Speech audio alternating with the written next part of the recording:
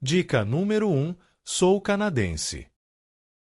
Dica número 2: Já fui lenhador. Dica número 3: Tive uma infância trágica, quando matei meu pai biológico sem saber que ele era meu pai. Dica número 4: Fui treinado por samurais no Japão. Dica número 5: Lutei na Guerra Civil Americana e nas duas guerras mundiais. Dica número 6: Nasci em 1832 e estou vivo até hoje.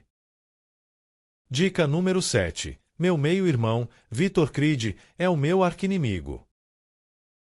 Dica número 8: Fui criado originalmente como um vilão, mas acabei me tornando um herói. Dica número 9: Fui inspirado em um glutão, um animal selvagem pequeno, mas extremamente feroz. Dica número 10: Eu me chamava James Rovet, mas mudei meu nome para Logan. Dica número 11: Fui usado como cobaia pelo programa Arma X. Dica número 12: Costumo usar um traje amarelo. Dica número 13: Meu esqueleto é de adamantium. Dica número 14: Tenho a habilidade regenerativa. Dica número 15: Sou um mutante. Dica número 16: Sou um personagem da Marvel, de temperamento explosivo.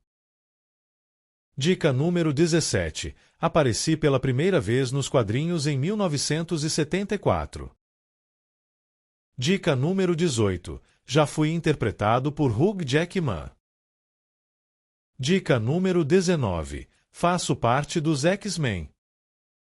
Dica número 20: Tenho 3 garras retratáveis em cada mão. Parabéns para quem palpitou Wolverine.